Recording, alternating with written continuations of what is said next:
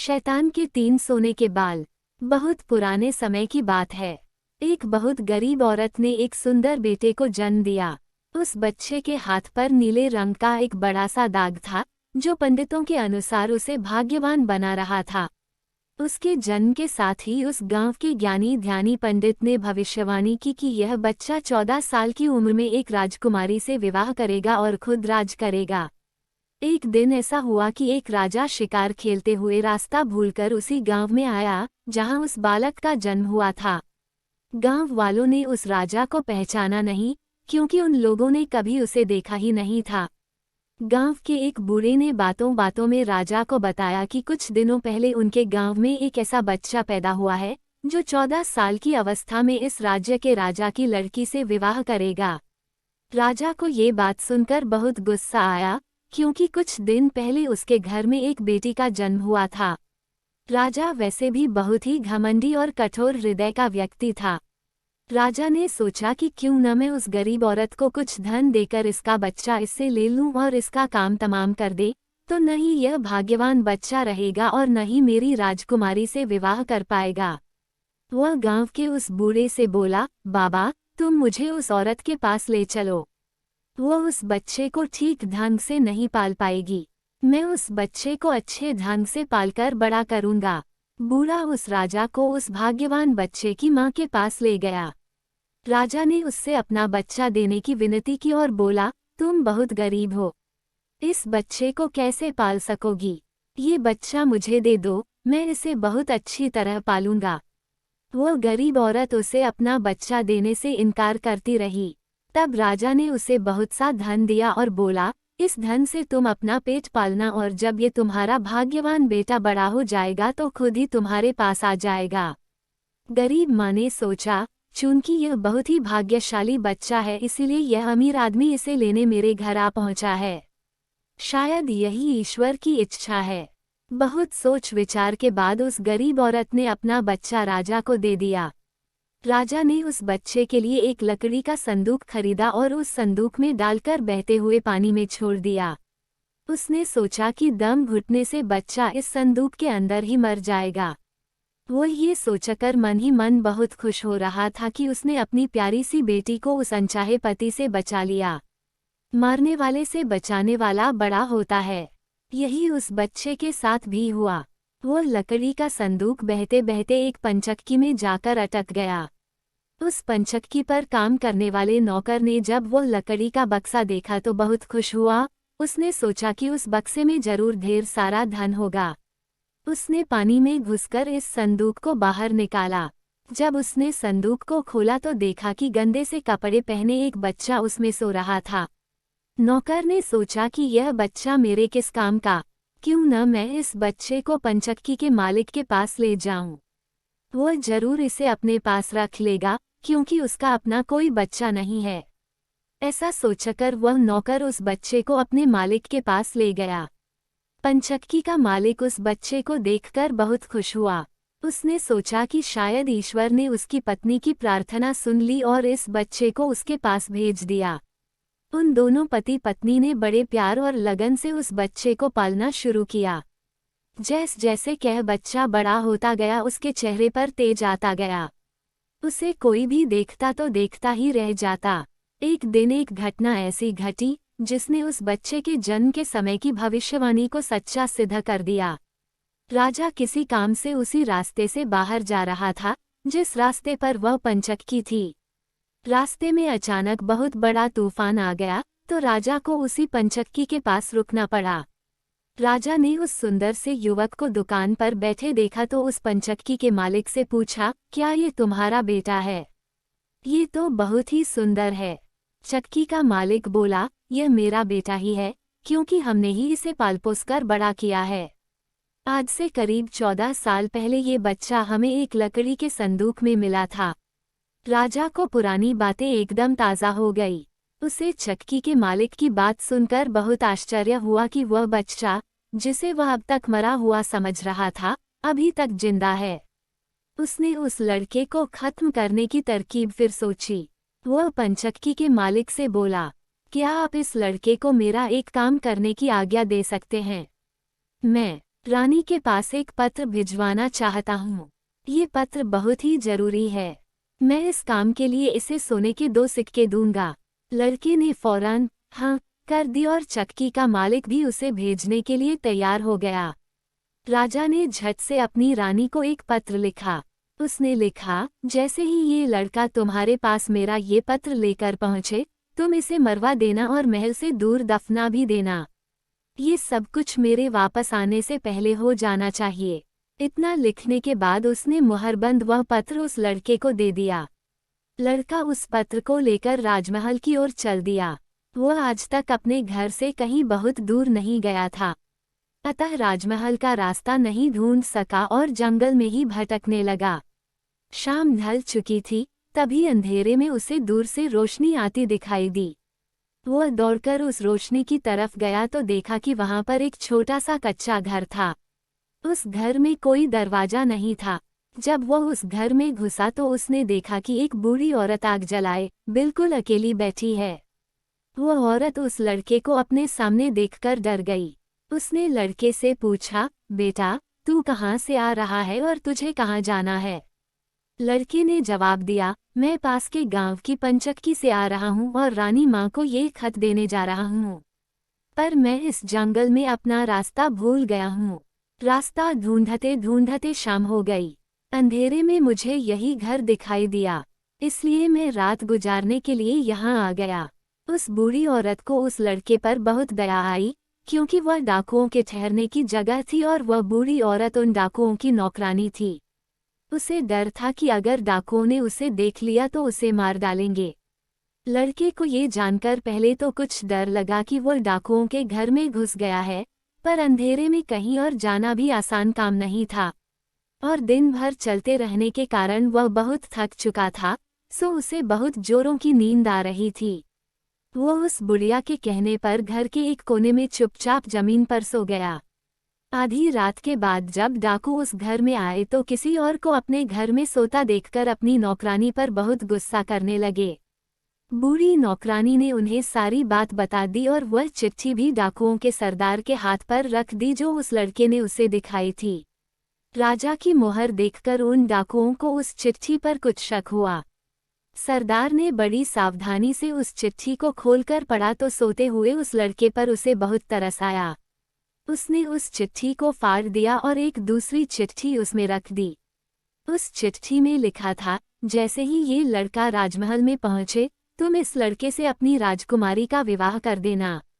ये काम मेरे वापस आने से पहले ही पूरा हो जाना चाहिए। ये खत उन्होंने उस लड़के के सामने रख दिया और सुबह होने से पहले ही डाकू वहां से चले गए। सुबह जब वह लड़का सोकर उठा तो उस बूढ़ी ने उसे कुछ जलपान कराया। फिर वह लड़का राजमहल की ओर चल पड़ा।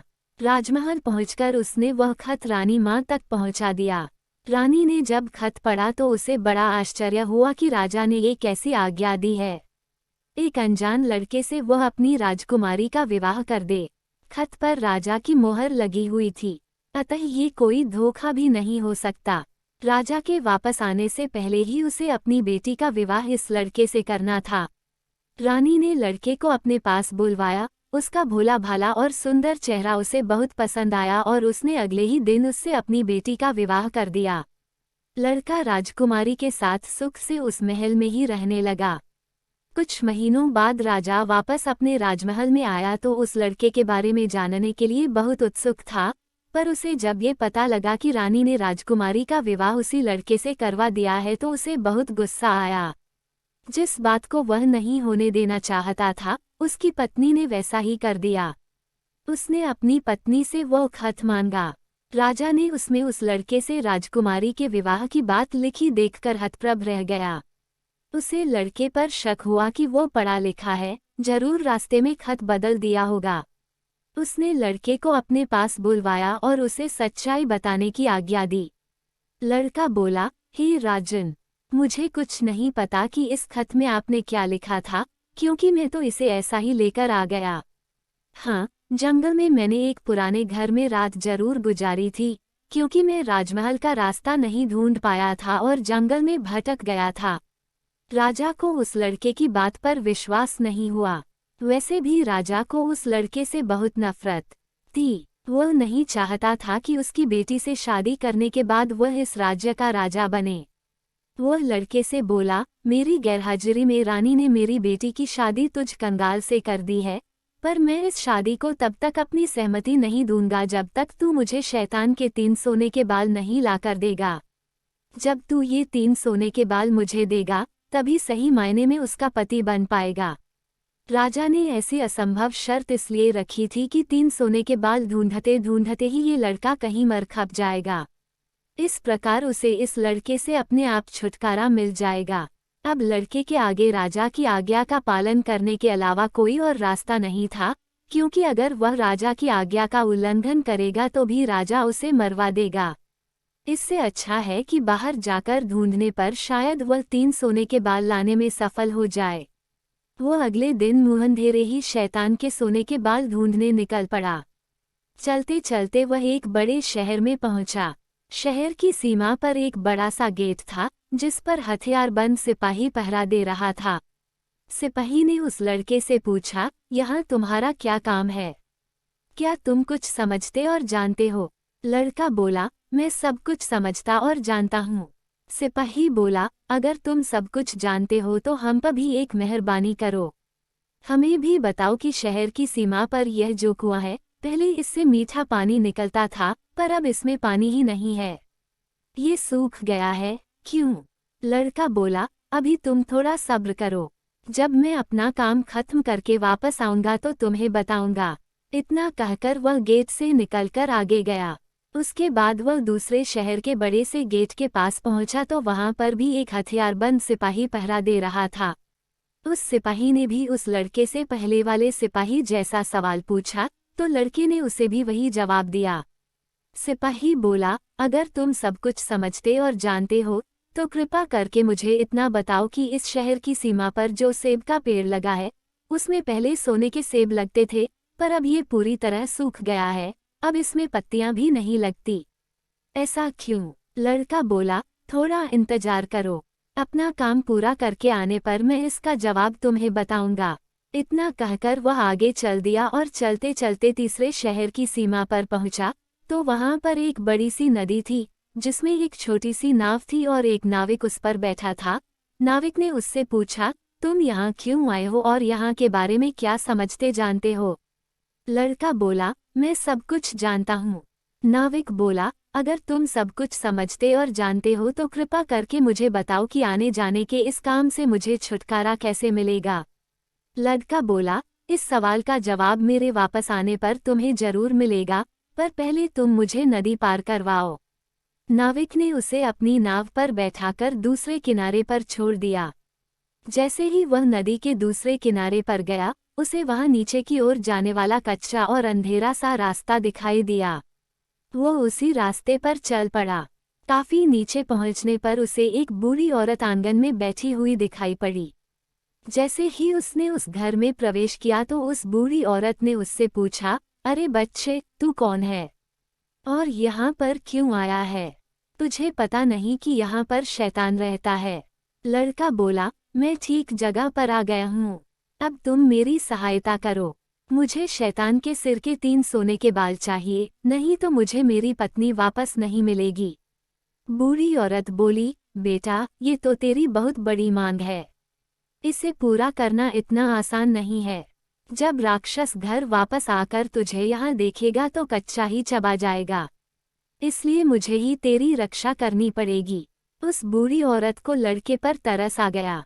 उसने छींटा बनाकर उसे अपनी स्कर्ट की चुन्नटों में छुपा लिया। लड़का बोला, बूढ़ी माँ, मुझे आपसे 3 सवालों के जवाब भी पूछने हैं।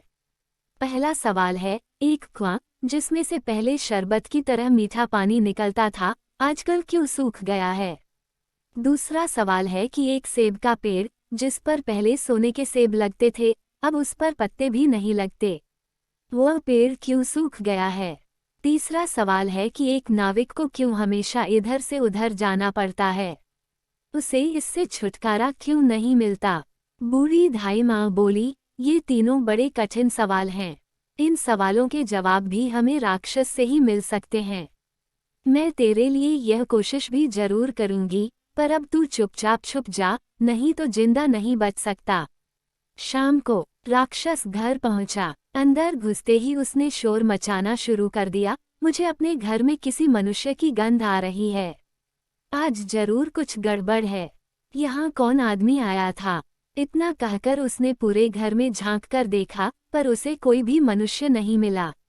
उसकी धाई माँ उस पर गुस्सा करने लगी और बोली, अभी कुछ देर पहले ही तो मैंने पूरा घर साफ किया है, मुझे तो यहाँ कोई मनुष्य नहीं दिखाई दिया। लगता है तेरी नाक में ही मानस गंध घुस गई है। चुपचाप आराम से बैठ और भोजन कर। राक्षस को जब कोई मनुष्य नहीं मिला तो उसे अपनी धाई माँ की बात पर विश्वास करना पड़ा। वह चुपचाप खाना खाकर वहीं जमीन पर बिछी हुई बड़ी सी चटाई पर लेट गया। लेटते ही उसे नींद आ गई। उसकी धाई माँ भी आज उसके पास बिछी दूसरी चटाई पर लेट गई, क्योंकि आज उसे उस राक्षस के बालों से उसके सोने के 3 बाल तोड़ने थे। जब राक्षस नींद में जोर जोर से खर्ची लेने लगा तो धाई माँ ने उसके सिर से सोने का एक बाल उखाड़ लिया। राक्षस दर्द से करा उठा, ओ माँ, तू ये क्या कर रही है? मेरे बाल क्यों खींच रही है? धाई माँ बोली, बेटा, मैंने अभी भयंकर सपना देखा तो डर के मारे तेरे बाल पकड़ लिए। राक्षस बोला, ऐसा कौन सा सपना था जिससे तू इतना डर गई? बूढ़ी धाई माँ बोली, मैंने सपने में देखा कि बाजार वाला कुआं जिससे शरबत निकलता था अब सूखा पड़ा है।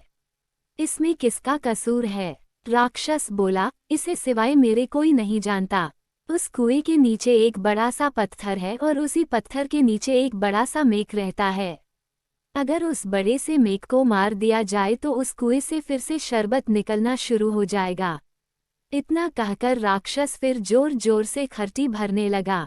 धाई माँ को जब विश्वास हो गया कि राक्षस पूरी तरह से सो गया है तो उसने उसके सिर से सोने का दूसरा बाल उखाड़ लिया। राक्षस फिर जोर से चीखा, ओ माँ, ये तू क्या कर रही है? धाई माँ बोली, बेटा, बुरा मत मान, मैंने फिर से एक अजीब सा सपना देखा था, तभी डर के मारे तेरे बाल मेरे हाथ में आ गए।